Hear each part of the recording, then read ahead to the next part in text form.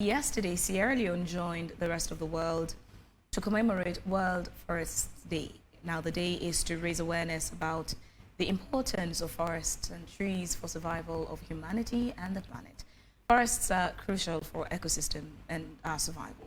So it regulates the climate, purifies air and water, and provides food, medicine, and other resources. The day has been themed Forests and Health. So this morning, to look at deforestation threat and dangers in Sierra Leone, we have Baba Toure, Terrestrial Ecosystem Manager at the National Protected Area Authority, and Sir Kelly, Deputy Director of Forestry, Ministry of Environment and Climate. Gentlemen, thanks for joining us. Good morning. In our studio too, we have Abubakar Darami, Executive Director, Earth Concerns, an environmental organization. Good morning, thanks for joining us. Good morning, and good morning to our viewers.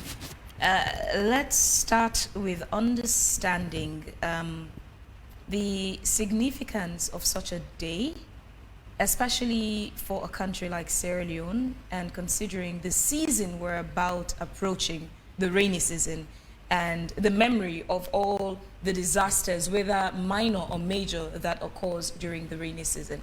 How significant is the day itself, which was yesterday, for us as Sierra Leoneans to pay attention to? Okay, thank you very much once more.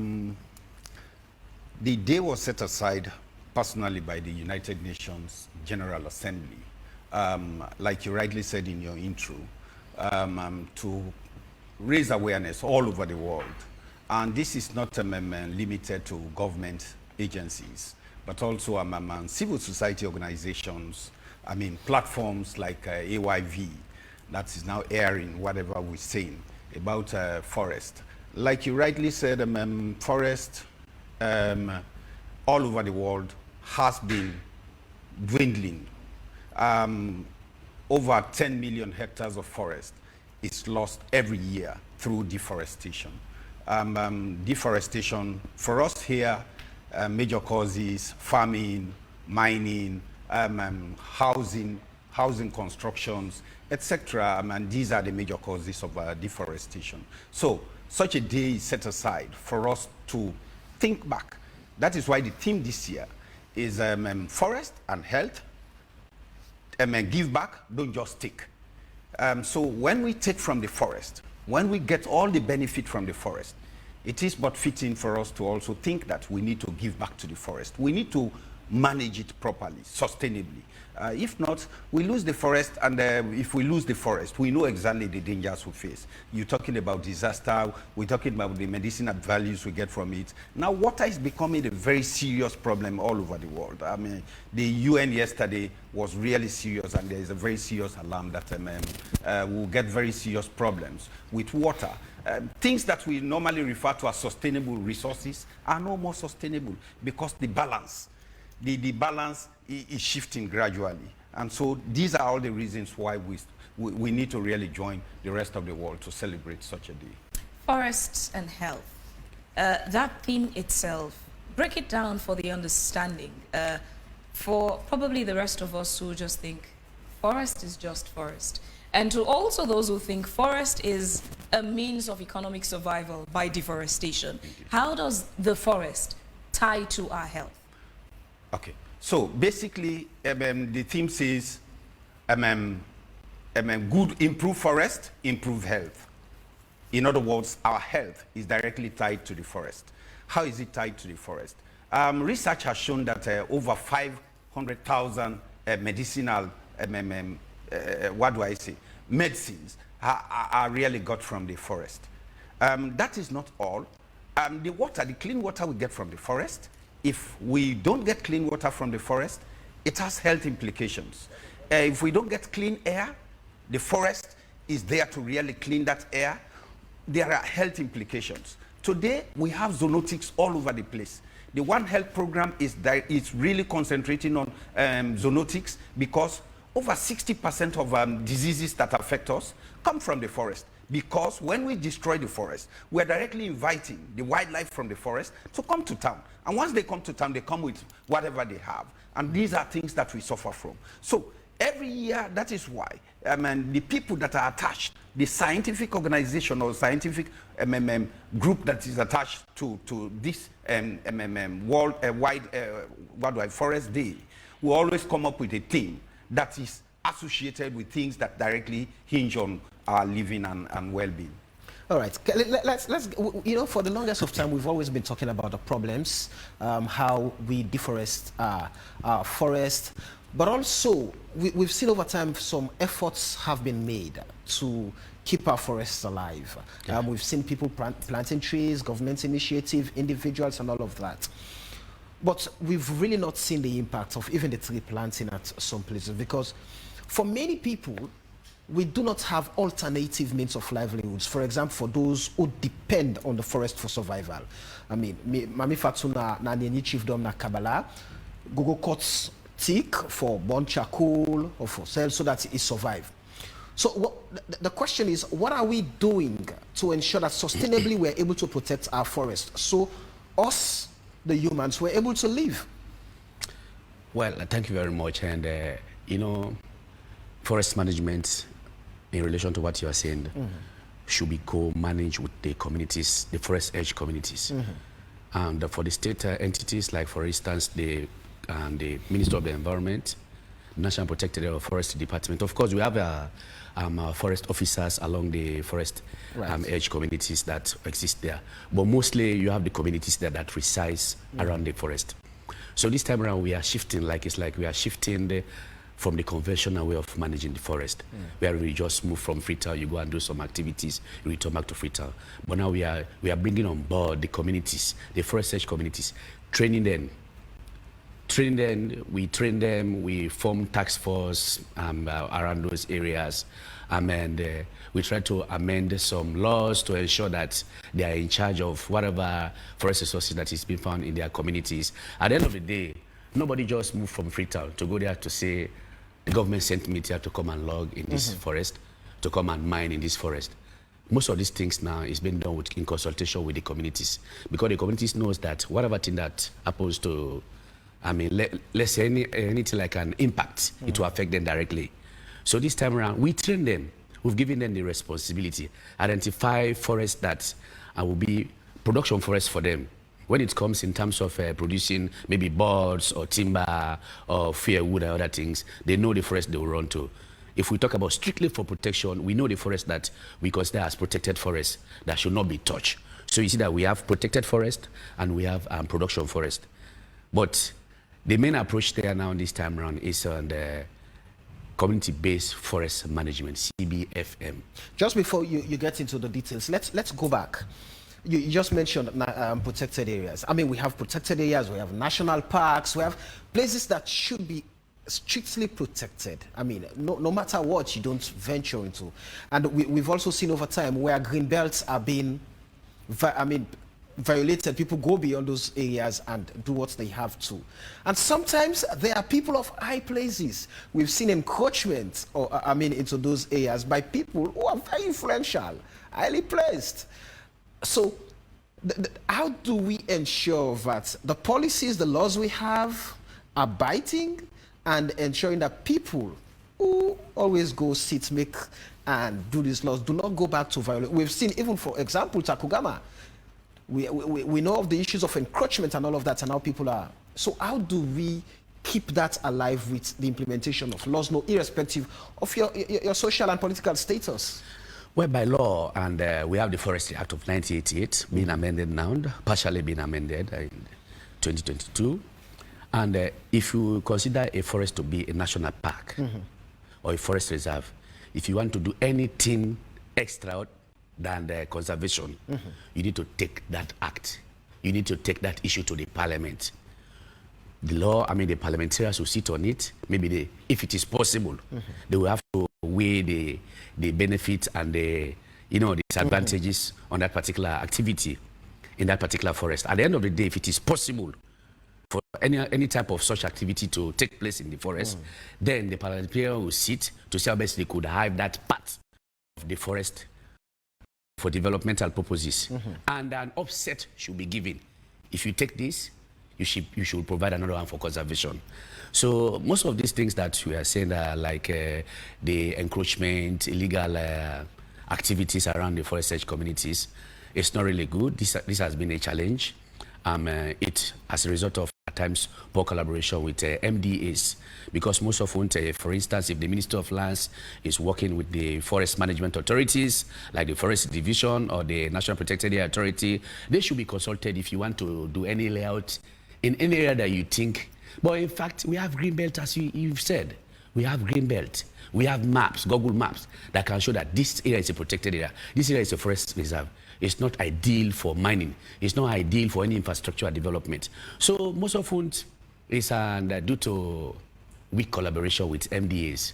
But that's why most often we urge other MDAs, if you want to do anything around the forest edge, or let me say around the forest ecosystems or sectors, you consult with the relevant authorities to see how best you could be guided. Let's take the basic crisis. We go to one village now. We get 5 people. Then you'll survival. I forgot cut stick, either charcoal, or in fact for even cook. Now we then go cut wood, then they're able for cook. Now, and those people solely depend on that for survival. Is there an approach from government authority, National Protected Area Authority, Environment Protection Agency, the Ministry of Environment, to ensure that if I am involved in the cutting down of trees for survival, what means of alternative livelihood that you would provide for me so I stop doing that because I've gotten this and the forest or the environment is protected? Do we have initiatives like that? Oh, of course, yeah. Alternative livelihoods are being given to some communities. Of course, the Otamakilimi National Parks. Right. There are projects and operating in that area. And indeed, some supported the communities and in terms of giving them livestock, to depend on livestock, to be rearing livestock, and also on agricultural activities also. Some they give them input to ensure that they instead of them going to the forest, and they will concentrate on the alternative livelihoods that will not be at the detriment of the forest. And in several areas they've been trained. Communities are being trained on sustainable livelihood activities to ensure that we drive that. Because, for instance, as you said, if someone relies on the forest for ease or survival, it's like a child playing with a knife. You want to remove that knife from the child, you must have to give something to that child for he or she not to cry at the end of the day. So that's the same thing. There are policies onto that to ensure that we encourage communities to concentrate on conservation. Because normally I tell in communities, if, for instance, if you are selling the land, it's one of benefit. Like, for instance, you say the Western Area Peninsula Park, you want to connive with and encroachers or whatever, you understand, to sell the land, the forest land around your community that provides water for you. It's one of benefit that you have. After your transaction with that particular individual, a person in fact will fence that land. After building his or her structure, will fence the land. You no longer have access to that particular forest. But if you conserve the forest, you have this Red Plus project coming around. Like, for instance, it's currently in the Gola National Park. You have the Red Plus. At the end of the day, you will be paid on annual basis. You have money for sequencing that carbon in that forest. And at the end of the day, you have that money, you share it in your community, you can use it on something that you think is beneficial. So maybe you want to build school, recreational center, I mean, you want to support children. We'll come back to you. Yeah. Let's quickly move over to our studio to where we have Abubakar Darami, who is the Executive Director for African Sons. Abubakar, just paint us a picture of the precarious situation of deforestation in Sierra Leone. Well, thank you very much. The theme when this day was set aside was a healthy forest for healthy people. And the theme for 2023 is forest and health.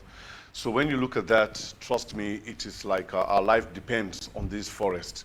But honestly, I'm an environmentalist. And the day that the Ministry of Environment was set up, I was one of the most happiest people. I was happy for that.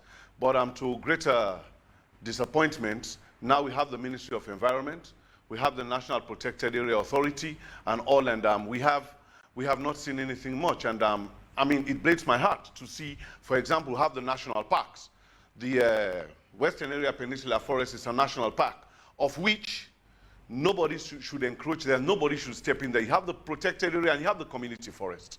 The community forest, yes, you can work with the community people to see how they can manage that. You provide alternative livelihood to make sure that the people do not deplete the forest and stuff like that. You can do things like beehives, plant fruit trees and other things, manage them well so that they will not deplete the forest. But I'll tell you, Samuel, let me start with the Western Area Peninsula Forest. That's the forest that's inside Freetown that we all see. For the past 4 years now, the National Protected Area Authority has employed over 500 forest guards. These are officers that should be in these protected areas to make sure that encroachments do not happen. Not that they can confront, I know the challenges that they do face, but to call the relevant authorities when encroachment do take place. But if you move from number 2, right onto Toke, on the left part is a protected area. You will count more than 2,000 houses being erected within the past 3 or 4 years. If you go along the Regent Grafton Highway, if you go to Takugama, as you mentioned just now the houses are chasing the chimpanzees camp, because I go there all the time. If you go to mile 13, constructions have been going on right very close to the dam. And when you encourage all of that, is that one, when the tree is being cut down, the preservation of the water coming into the dam will deplete and will reduce. And these are the problems we're facing. Now you have the National Protected Area Authority. It was created in 2014, 2015 to help the Forestry Division to manage the protected areas. And that's why they brought in the game guards to make sure they are the foot soldiers and they should be deployed in these areas. I will give you a figure. For the past 4 years now, the exportation of timber in this country has been more than 70,000 containers being exported out of this country. And one container takes about 180 sticks, and 70 sticks are being planted in one acre of land. So when you multiply that, Samuel, it's about almost 300,000 hectares being lost. So we are waiting to see, or what we are expecting, is responsible forest management. If we lose in that, let us see other places that forests have been established or reforestation activities are being carried out. Rami, as you put it like that, we've had this conversation for quite a very long time in the country, talking about how we protect our forests and obviously resounding the impact of deforestation in the country. But we're still in that same situation, dancing like a merry-go-round around the problem. Beyond just understanding the problem, beyond just the theoretical aspect of solving it, how do we get to solving the problems? Well, in solving the problems, that's why I'm calling to attention. For example, you have the Forestry Division, but you have the operational wing of the Forestry Division, that is the National Protected Area Authority, of which they have over 500 forest guards. These forest guards should be out there. They should be whistleblowers. Whenever an activity is being carried out inside the forest, inside the protected area or in the community forest, they should be working with the locals. They should bring it up to authorities. So these particular activities should be called down. But I'll tell you, if you go down to Utamba Kilimi National Park, that's further in Tambaka and Fintonia, the amount of logging going on in that park, the amount of logging going there, if you go to the Gola Forest, when you have the Kenema sawmill there, they were doing reforestation activity. They cut they go into the forest, they cut the forest, right, the community forest, but they do replanting back. Like Myro Agricultural Company in Mile 91 along the Tonkolili axis, right? When you look at that, that is a responsible forest activity. They do plant their trees, they cut their trees, and they replant again. These are things that we're crying for. But now we have the Ministry of Environment. We have the environmental, the EPA. We have the Forestry Division. We have the NPA. Now we have all these institutions being created to manage this forest. That is when we are seeing the forest being depleted the most. And in these that's a call for concern. We do have security positioned at these stops. But it still doesn't seem to be enough to solve the problem. So I'll ask again, what more can be done? Yes, we have these institutions, and to some extent you would say they've actually deployed security guards at these protected areas. What more can be done to get to a point where the results are tangible, where the deforestation, unauthorized, irresponsible deforestation is somehow minimize? Phoebe, just as the Deputy Director stated, there's a project called the RED Plus, Reduce Emission Degradation and Deforestation Project. They build forest posts in various protected areas. For example, at number 2, There's a forest post there. In Kent, there's another forest post there where they should be, that's their office, and where they should be to manage this forest. But I want you to go to number 2. After the forest post, there are construction going on behind the building and around the building. So if you cannot stop that, you cannot report that. If you go to Otamba Kilimi National Park, there are forest posts that are being established by Red Plus Project. If you go to the Gola Forest, that's what I'm saying, that they've employed more than 500 forest guards. They should be the whistleblowers. I'm not saying that they should go there and attack the people, but they should work in collaboration with the police, with the military, and they should, the ministry should work. Why blaming these guards? When that is why they employ them. What we've seen over time, like you said, they are whistleblowers. They have no power to implement. So what if they've been doing their job, they've been reporting this, and when you look at some of the houses being constructed, you tell these are wealthy people. Some of them would come with building permits. So who are the guards to stop them when they come with legal documents? Just as they say for the law, any protected area, nobody has the right. They know the law better than I do. Nobody has the right. Even if you have a goat in your house, it runs into that protected area. You cannot go in there and take that goat anymore. It's not yours. It's biodiversity, right? So you cannot go in there. So what I'm saying is, before, I used to see forest guards going out demolishing structures that go into the green belt. Based on court orders. No, it's not. We've covered. Because these are violators. When you look at the Land Rights Act of 1911, it states clearly the use of a forest, and when they establish the protected areas, it tells you exactly that they are not for human use, irresponsible human use, right? We do understand that people do live in the forest, but they are community forests, they are protected areas. Protected areas are being mapped out, and you should not go in there for any activities. Are you countenancing efforts of government? The government has the initiative of planting 5 million trees. The Freetown City Council is saying, 2 million trees and all of that. Are these efforts being taken into consideration just to help keep the environment safe? Are there good initiatives or plans already in motion? That's a very good initiative, but I'm yet to see the actuality on the ground. If you drive along the beach, you look at the Aberdeen Creek, all the mangroves are being cut there day by day. You go behind Cochrane, all those places and all. You see the mangrove are being cut down for people banking. What I'm saying is, before, there were not much forest guards, but now we do have the people that should be there to report the activities every day, and they are being paid. They are not volunteers. They are being employed to do this job. So if you're being employed to do this job and to report, and there's an agency called the National Protected Area Authority that should man these protected areas, and we are seeing that the depletion is continuing every day. About 2 weeks ago, I was on a hike going up to Takogama. I was shocked to see buildings going on very close to the Chimpanzee Park when I know that these constructions should not happen there. What are these forest guards doing? And we do see them on a regular basis all over. So which means the Environment Ministry, for me, it is a big disappointment. All right. When they set it up, I appreciated it, but for me, it's a big disappointment. So Baba, Darami has painted a very gloomy picture of the situation. We're losing hopes and we're losing our lives. When we continue to lose our forests, we're losing our lives. In essence, we lose our existence. The other day I was at Takugama. We were talking about how the environment or how the situation should be treated. And then we understood that when you cut the tree, people downtown would suffer because they won't have water supply, because the trees, preserve and hold the water. So when we do that, people don't understand that it's affecting Sulaiman at Siaka Stevens Street. So these are the concerns. So if all that Darami has said is true, then what is the NPAA, the National Protected Area Authority, doing to ensuring that these protected areas, these national parks, are protected? Thank you very much, Samuel. I was keenly listening to Darami when he was making his presentation. But he's totally right in terms of the deforestation going on. Right. Freetown is a very unique situation. Freetown and Kambuya and the West area. You and I know that every research has shown that population will continue to grow in the urban areas because they are like the well-producing areas of every nation now. So you get this kind of population just streaming down into Freetown.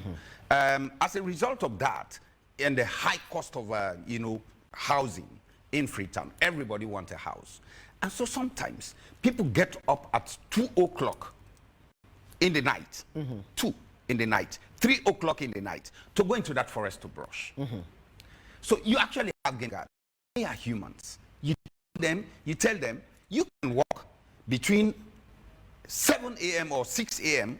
up to 8 o'clock a.m., which is even against their rights. Because we have the number of hours that they should work. But we deploy them to say that this is the number of hours you work. At 8, they move to go back to their houses, to go back to where they are. These guys move at 12, 1, to go into the forest to brush. This is a fact. I mean, I'm not painting anything. Right. It's a fact. They go into the forest to brush. And once they brush, the place is cleared. Land says, the place is cleared, we can allocate them this land. So is there no case to be made from your part to tell them that these things there is were always done? Exactly. It's always a protracted one. You and I know. We've been in Sierra Leone for too long. For now, as I talk to you, the space is not occupied by NPA alone. Water is becoming a very serious problem. Right. So you have the water agency instituted, directly working in that space. The military has been deployed. Initially, the idea was the military will be deployed to support the NPA to protect the forest. I don't know if that mandate has changed, but for me, from what I've seen, the military is not helping the NPA at all. Speaking of who's not helping who, when you talk about the number of working hours for the security guards, even personal security for private citizens, you have those who do shift system. You have those who work by day. You have those who work by night. Understanding the concerns, the urgency of the need to protect these areas, you would consider what's wrong with getting a shift system of the guards, understanding that since the perpetrators come at odd hours, 2, 3 a.m., perhaps we revert to a shift system where 24 hours a day, there's at least some amount of guards deployed at these protected areas. Fabian, that is a normal system. Research all over the world in forest management has shown that if you deploy the entire military into a forest, and every military with a gun and how many rounds of ammunition standing by a tree to protect that tree, the communities will still get in. Research has shown that clearly, because at some point, that military man is going to get fatigued, is going to sleep, and these guys will still find their way into the forest. That is a fact. So the truth of the matter is, until you get the communities buying in, until the communities really understand that this is for us, if there is no water in Freetown, people will migrate. So with the, while this may not be an excuse, but in areas where the deforestation is met, perhaps economic purposes of getting firewood or charcoal, in such instances, you expect that over a period of time, more trees would grow. But in instances where the deforestation is for the erection of a whole structure, you lose hope of getting trees to regrow in that particular area. And this comes back to the authorities, the level of collaboration. In your much earlier submission, you spoke about when the area is clear, after they've brushed it, then they get permit. And the expectation is that all these institutions, the MDAs, work together in the interest of national good. So where we understand that the forest is meant to be protected, it comes back to where is the collaboration failing? Because if that is a protected area, whether or not somebody has come to brush the area, it still does not permit or justify the Ministry of Lands, for example, to issue a permit, because it still remains a protected area. So where is the collaboration breaking? Yeah, well, so that is the more reason why the forest has not now been looked at just providing those resources, but it also has the potential to even create a kind of national crisis. And so it is a security issue now. And that is why we're now working collaboratively with the security agencies. We're also working with lands that no permit should be given without the NPAA or the Environment Ministry approving that this should be done. Because the truth of the matter is, we're all working for the government, like you said, we're all working for this country. I mean, without me, the NPA will continue to thrive. The NPA is supposed to continue. I mean, with or without me. So we should not be doing it because we are there, and we should do what we want to do. It is what mandates us to do. The mandate of the NPA when it was created in 2012, it says, protect all flora and fauna in their natural state. That was the mandate. Full stop. So anything against that is against what we were created, which means we should not exist. Right. All right. Quickly, as we wrap up, what is the focus now to ensure that we're able to sustainably manage our forest so we continue to exist as humans? Well, for instance, the ministry is planting 5 million trees. The 5 million trees that have been planted, they are not just being done directly by the ministry itself. And the ministry is going down to the forest edge communities. Contracting the service providers from the communities. This time around, the communities themselves come for this project. They go directly, they take the project directly to their own communities. They plant it themselves, being supervised by the ministry. You know, when they plant it themselves, they know really that government spent money there, but the plantation remains there for them. So they are the security, the monitors for these particular plantations that are being established for now. We monitor it. Most communities, it is the paramount chiefs themselves that are taking upon themselves to plant the trees there. And you know, when whatever thing they put their hands in, they ensure sustainability of that particular activity. So this time around, as I said, we are doing the community-based forest management, co-managing the forest together with the forest edge communities. It's not like before when forest division would just go and plant trees there. Today, you plant few trees, then you abandon the sites. Behind your back, you see people going back there, clearing them for reason best known to them. But this time around, the communities, I said, the local communities, in almost 90% of the chiefdoms across the country, they are engaged in this national tree planting drive to ensure that they reclaim deforested areas in their communities and degraded areas all by themselves. Government provides the resources, and the ministry provides the technical assistance to them, and the labor, whatever thing is being provided by the communities themselves to ensure that the plantation is sustained, not only to plant them, but to ensure that it remains there. It is being protected by the very communities that are planting it directly. All right. Quickly, Darami, what should be done with that gloomy picture you've painted of the situation at the moment? Well, to some extent, I agree a little bit with Mr. Baba Toure that people get up in the night to carry on some of these activities in some of these forests. But what I'm saying is that if this is your pen, I take it from your pocket and put it in my pocket. It is not mine, it's yours. So what I'm saying is that NPA, they are the custodians of the forest reserves, right? And for example, if people go into these places, they brush these forests at night. For you to construct one house, it must take you at least 6 months.